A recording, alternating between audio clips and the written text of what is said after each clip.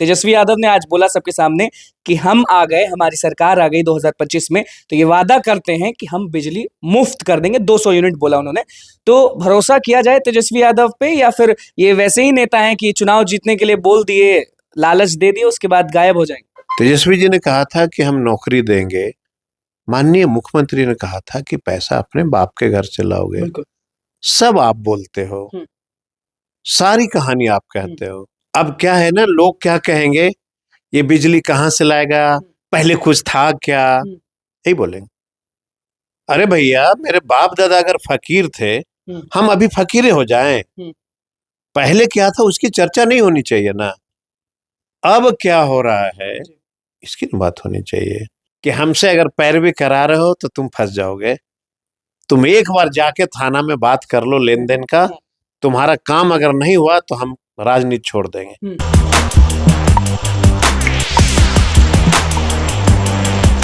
नमस्कार, मैं हूं अनुकुल तिवारी और आप वॉइस हब देख रहे। देखिए, हमारे साथ पूर्व मंत्री कुमार सर्वजीत मौजूद है। बिजली फ्री कर देंगे, तेजस्वी यादव ने आज बोला सबके सामने कि हम आ गए, हमारी सरकार आ गई 2025 में, तो ये वादा करते हैं कि हम बिजली मुफ्त कर देंगे। 200 यूनिट बोला उन्होंने।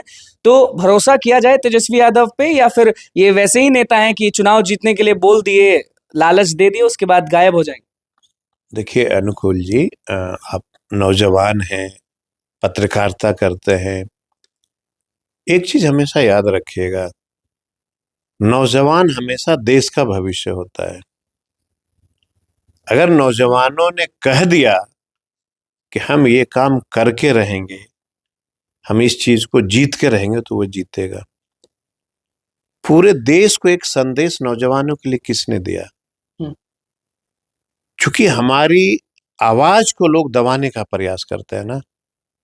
हमारी मतलब कि तेजस्वी जी ऐसे नेताओं का आवाज को लोग दबाना चाहते हैं। ये परंपरा बहुत लंबी है। बीच में ब्रेकअप हुआ था, लालू जी जब आए थे सत्ता में, तो जो गरीबों की आवाज दबाने की प्रयास की जाती थी, उस पे पाबंदी लगी थी।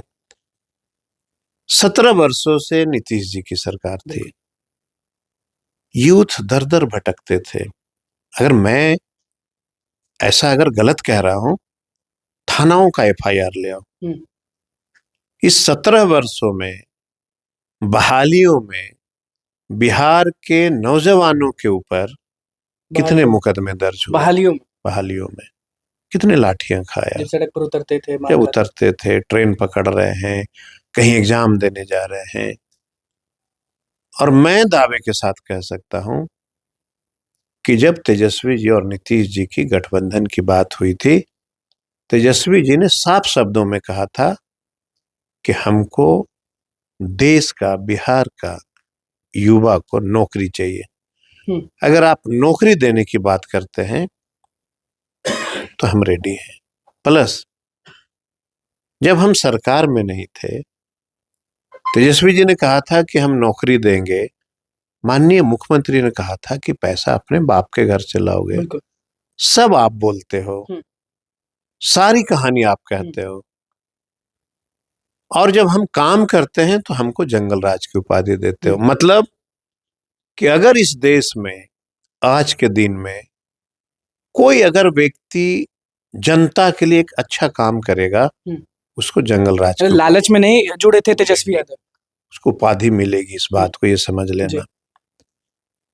पूरे देश को इन्होंने बता दिया कि अब राजनेताओं को नौजवानों का रोजगार और नौकरी देनी पड़ेगी। और यही नहीं हुआ।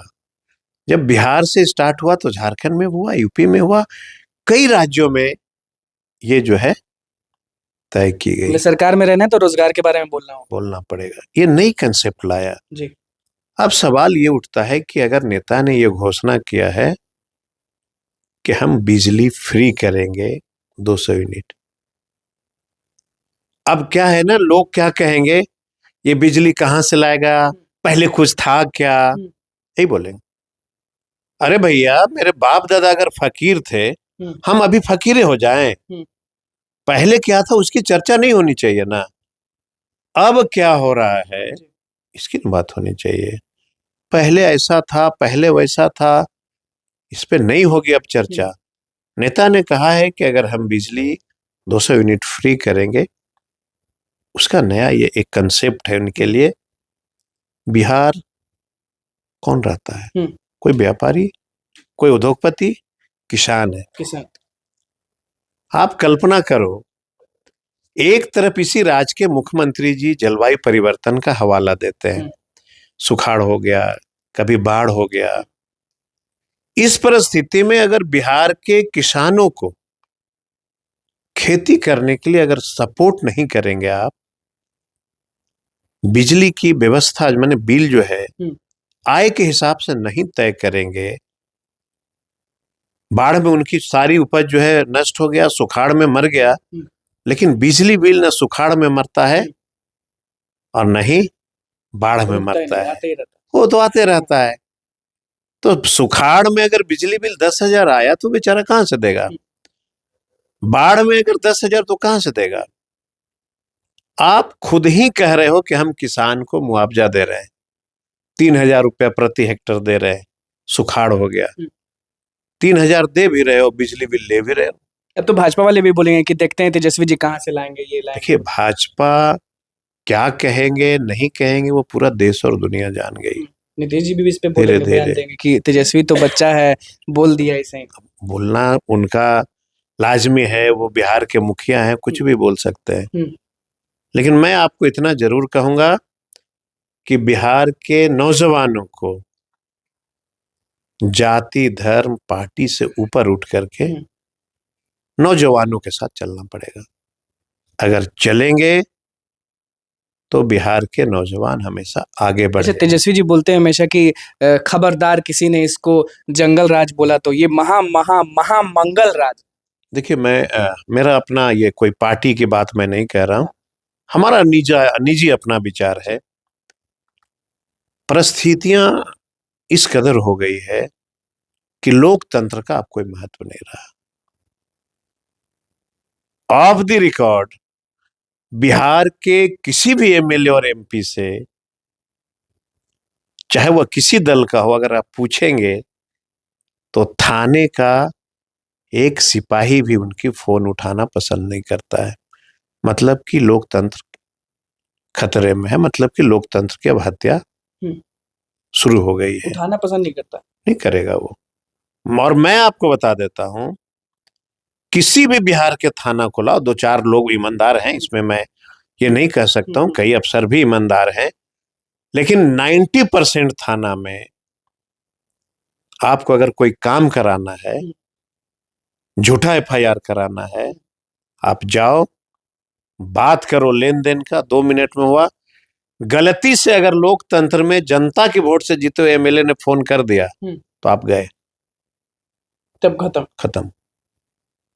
मैं अपना अनुभव मैक्सिमम मैं बोलता हूं लोगों को कि हमसे अगर पैरवी करा रहे हो तो तुम फंस जाओगे। तुम एक बार जाके थाना में बात कर लो लेन देन का, तुम्हारा काम अगर नहीं हुआ तो हम राजनीति छोड़ देंगे। और हंसते हुए आता है, बोलता है सर आपने ठीक ही कहा था, बात तो बन गई। इतना रुपया, ये लोकतंत्र के लिए अच्छी संकेत नहीं है। और जो ईमानदार अधिकारी है उनको भी काम करने में बहुत मुश्किल हो रहा है। क्राइम बढ़ता जा रहा है लेकिन लोग चुप हैं। सवाल ये है कि क्राइम को रोका कैसे जाए।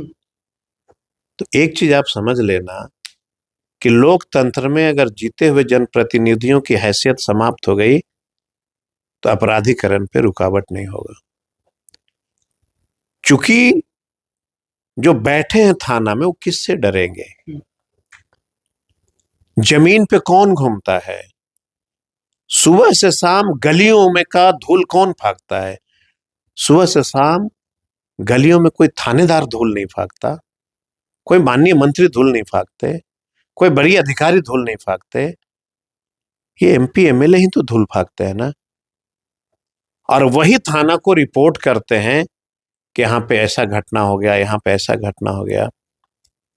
लेकिन जो व्यक्ति जमीन पे घूमता हो, आम जन की हकीकत को समझता हो, अगर वो व्यक्ति कमजोर होने लगेगा ना तो लोकतंत्र समाप्ति के कगार पे रहेगी, लोकतंत्र समाप्त होगा।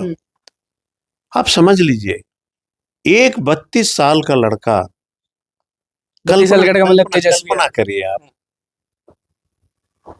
कि एक 32 साल का लड़का बिहार को और देश को जब आईना दिखाता है तो देश के न जाने कितने बड़े बड़े हस्ती इसके खिलाफ खड़े हो जाते हैं। कौन नहीं खड़ा होता है? कल्पना करिए आप सब लोग कि 32 साल का लड़का अगर कोई सुझाव दे रहा हो और देश के सारे तंत्र उसके खिलाफ खड़े हों, इसका मतलब क्या हुआ? अरे विपक्ष सरकार का अंग होता है, अगर विपक्ष नहीं होगा तो सत्ता चलाने वाले लोग जो है ना क्रूर हो जाते हैं वो। इसलिए विपक्ष सत्ता का अंग बोला जाता है और हम आईना दिखाते हैं। मैं बताता हूं सत्ता पक्ष को कि आप जो है बहुत गुरूर में मत रहो, अच्छे से चलाओ। और जब हम बताते हैं कि ये गलत हो रहा है तो प्रहार होता है। एक शब्द खाली जो है बोलेगा, तेजस्वी जी बोल जाएंगे, देखना देश से लेके माने राज्य से लेके देश तक कौन ऐसा व्यक्ति नहीं है जो उस पर हमलावर नहीं हो जाता है कि देखते हैं कैसे करेगा कैसे नहीं कैसे करेगा। तो मैं दावे के साथ कह सकता हूं कि बिहार का कोई ऐसा ब्लॉक, कोई ऐसा थाना नहीं है जो अब लोकतंत्र के साथ चल रहा हो। 2025 में एकदम भरोसा है तेजस्वी जी पे कि मुख्यमंत्री बन जाएंगे? मुझे लगता है कि यूथ को और प्राकृतिक का एक लीला होता है, जब क्रूरता बढ़ती है, भाईचारा मिटता है, तो प्राकृतिक खुद अपना कदम उठाता है। तो प्राकृतिक किसको कहते हैं? उसी प्राकृतिक से जन्मे हुए हमारे बच्चे, यूथ। हो सकता है कि बिहार के यूथ, चाहे वह किसी भी जाति धर्म के हों, उनको आगे आना चाहिए। और बिहार कैसे आगे बढ़ेगा, यूथ के बारे में कौन सोचेगा, इसको बिहार को कौन आगे बढ़ाएगा, इसके लिए विचार करना चाहिए।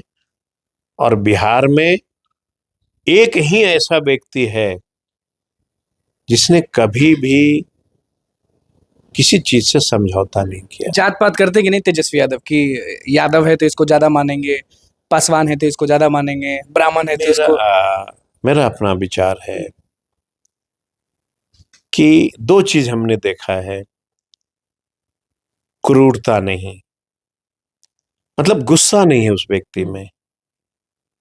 नीतीश जी में गुस्सा कभी भी वह व्यक्ति किसी जाति धर्म में, उसको पता भी नहीं होगा कि उनसे जो मिलने आया है वो किस जाति का है। अब बात नीतीश जी का आपने छेड़ दिया। 20 साल का मेरा राजनीतिक अनुभव है, जब भी कोई काम लेके अगर मुख्यमंत्री किया गया हूं तो बिना डांट खाए नहीं आया हूं। डांट देते हैं तो कह तो दिया, 20 साल का अनुभव बता दिया मैंने। खैर, अपना अपना विचार और नेचर। बस आखिरी सवाल कि लोग अभी कह रहे हैं कि चुनाव पहले हो जाएगा, समय से पहले हो जाएगा, हो सकता है नीतीश जी चले जाएंगे अपने भतीजा के साथ, बस इस पर एक लाइन जो आप। नीतीश जी कहाँ जाएंगे नहीं जाएंगे ये भगवान विष्णु, ब्रह्मा विष्णु महेश को भी नहीं पता है। अगर कोई व्यक्ति कहता हो कि वो कहाँ जाने वाले आने वाले हैं तो प्लीज वो अपनी बात को वापस ले लो। माननीय मुख्यमंत्री बिहार के एक ऐसा लीडर है जिनको ईश्वर भी नहीं जानता है कि वो कब क्या करेंगे। बिल्कुल, देखिए कुमार सर्वजीत हमारे साथ मौजूद थे और बहुत शांत से सब चीज समझा देते हैं। क्राइम पर भी बोले हैं, 200 यूनिट वाले बात पर भी बोले हैं, तेजस्वी यादव क्यों बेस्ट हैं वो भी आपने सुना, और तेजस्वी यादव मुख्यमंत्री बनेंगे कि नहीं 2025 में उसको क्लियर किया। उसके बाद बोले हैं कि नीतीश कुमार जो है वो इधर जाएंगे कि उधर जाएंगे, कि सीधे चलेंगे कि पीछे चलेंगे, भगवान भी नहीं जानता है। तो बस हमारे चैनल को सब्सक्राइब करें, पेज को लाइक कर। धन्यवाद।